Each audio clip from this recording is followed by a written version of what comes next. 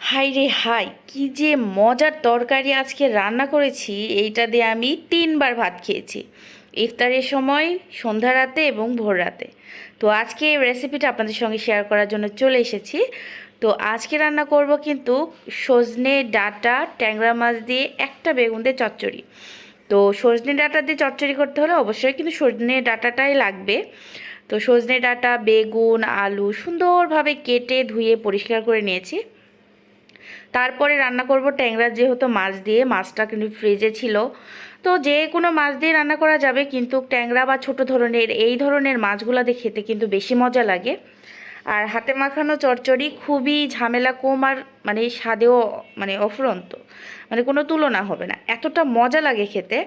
তো আজকে কোনো কিছুই ভালো লাগতেছিল না, আজকে ঠিক না, এটা হচ্ছে 2-3 দিন আগে ভিডিও, আপনারা হয়তো শর্টস ভিডিওতে দেখেছেন। তো সেই ভিডিওটাই আমি আজকে আপলোড দিব, ভয়েস দিচ্ছি আর কি। তো প্রথমে সুন্দরভাবে হচ্ছে ট্যাংরা মাছগুলা ধুয়ে ধায়ে নিয়েছি। তারপরে হচ্ছে পেঁয়াজ, কাঁচামরিচ, পরিমাপ মতো ঝাল, লবণ, হলুদ, এটা আপনার তরকারির পরিমাপ বুঝে ব্যালেন্স অনুযায়ী আপনাকে মশলাটা অ্যাড করতে হবে।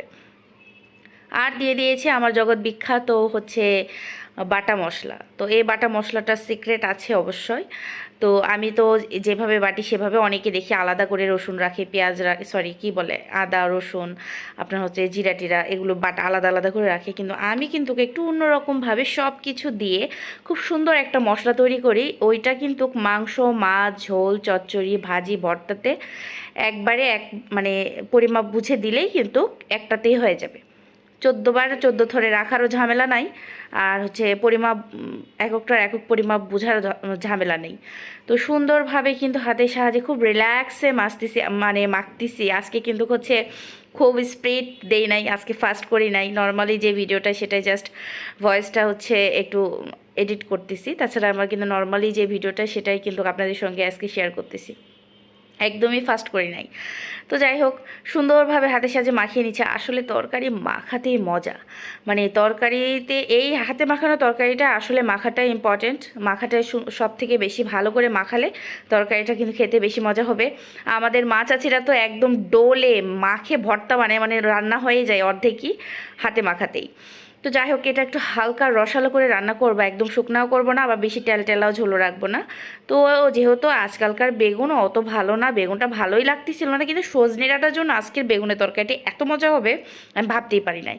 আমি বিশ্বাস করবেন না, আমি ভাবছিলাম যে কেমন না কেমন হবে, যাই হোক, যা হবে হবে, না হবে ডিম ভেজে ভাত খেয়ে নেবো, এরকম আর কি সিদ্ধান্ত নিয়েছিলাম।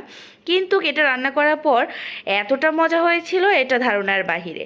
তো এই যে সুন্দরভাবে মাখিয়ে পরিমাপ মতো পানি দিয়ে উপরে একটু তেল দিয়ে ঢাকনা দিয়ে অনেকক্ষণ যাবত রান্না করেছি। তারপরে একটু হালকা যখন পানিটা কমে এসেছে, তখন আবারও হচ্ছে ঢাকনাটা উঠিয়ে ভালোভাবে নাড়াচাড়া দিয়ে আবার ঢাকনা দিয়ে ঢেকে আরও কিছুক্ষণ রান্না করে জাস্ট এখন নামিয়ে নিয়েছি।